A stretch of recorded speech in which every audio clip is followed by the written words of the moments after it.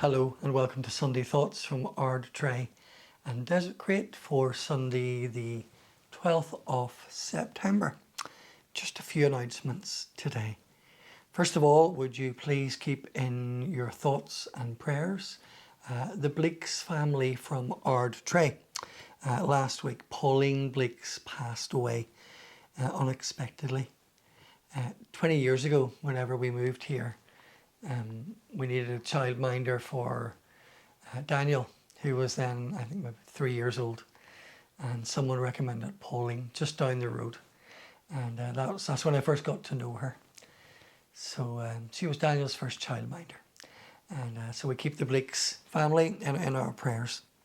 Also, would you remember in your prayers the Wilson family, and particularly Eric from Desertcreat.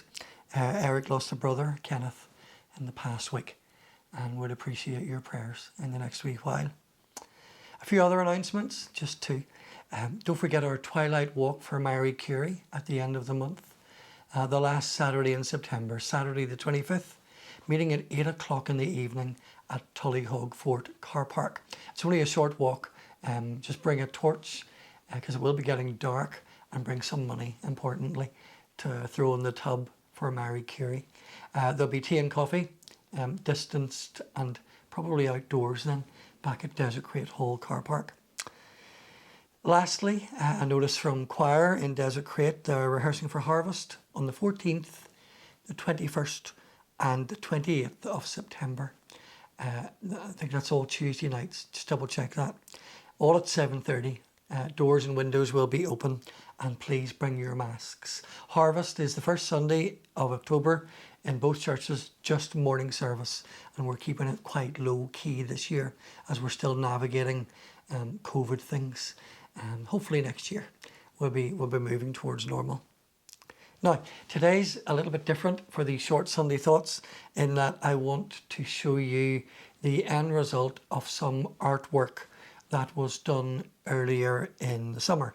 And it was all based on the theme of bubbles. That was quite impressive. Bubbles. So earlier in the summer, about 40 people, some members of church with some friends and neighbours, met down at the hall to create some artwork.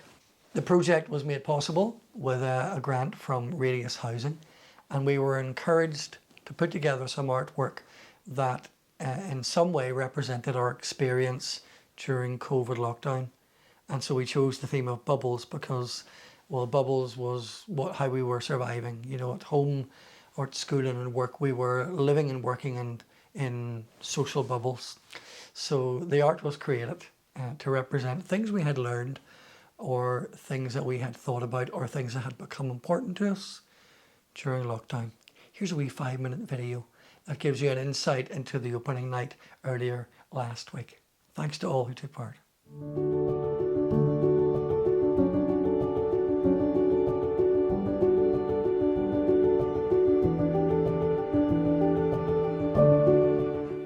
Hello, my name is Dianne Mccormick, and I am the artist who was facilitating the workshop with all the people at Desertcreat.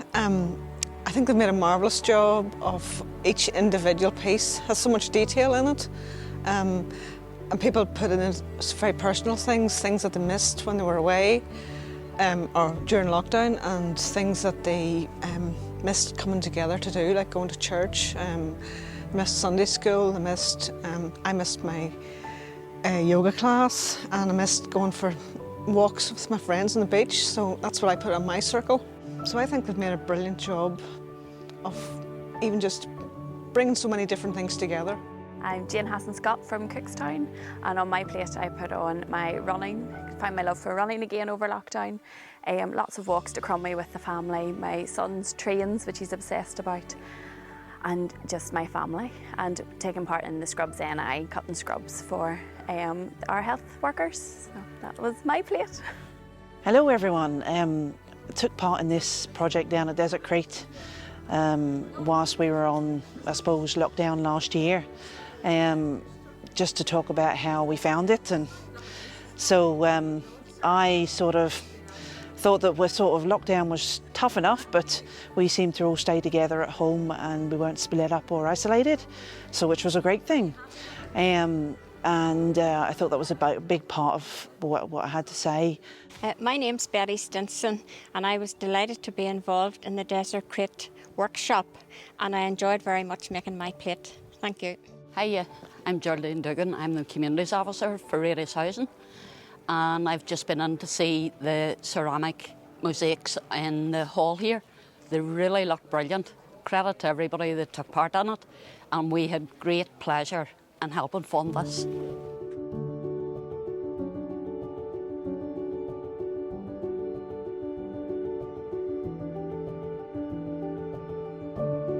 Hi, I'm Janet. I'm from Cookstown, and I took part in the project at Desertcreat. I felt it was a really good memory of lockdown 2020. My art was coffee with friends. I really missed that, and catching up, and Port Stewart trips up to the north coast. My name's Irene Irwin, and I was involved in this project of bubbles, of what we missed in the COVID times in 2020 to 2021. I missed the Mothers Union meetings, I missed my church family and going to church every Sunday, and I also missed my grandchildren. Hello everyone, I'm Vera. I'm one of the leaders from our Sunday school at Desertcreat. So I came along to this wee project just to highlight how much I've missed Sunday school.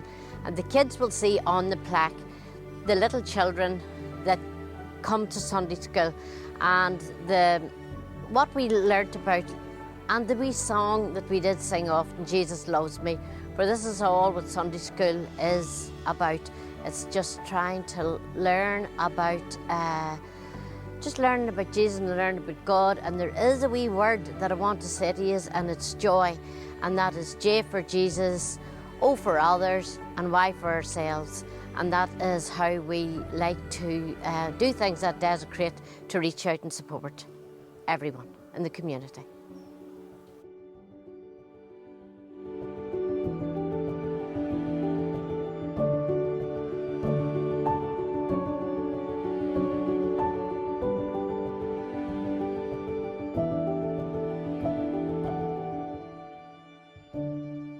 Hi, my name's Heather from Desertcreat. I'd just like to say a huge thank you to Radius Funding for supporting our ceramic project, and also a massive thank you to Dianne Mccormick, who facilitated the workshops. As you will see, our project is absolutely fantastic. Thank you to everyone who was involved. It was lovely after a very hard year and a half to come together and describe how we felt during lockdown, so thank you.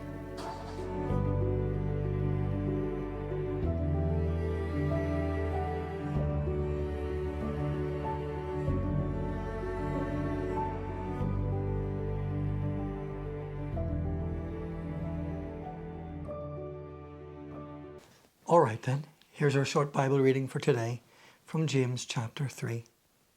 When we put bits into the mouths of horses to make them obey us, we can turn the whole animal. Or take ships as an example. Although they are so large and driven by strong winds, they're steered by a very small rudder wherever the pilot wants to go. Likewise, the tongue is a small part of the body, but it makes great boasts. Consider what great forest is set on fire by a small spark. The tongue also is a fire, a world of evil among the parts of the body.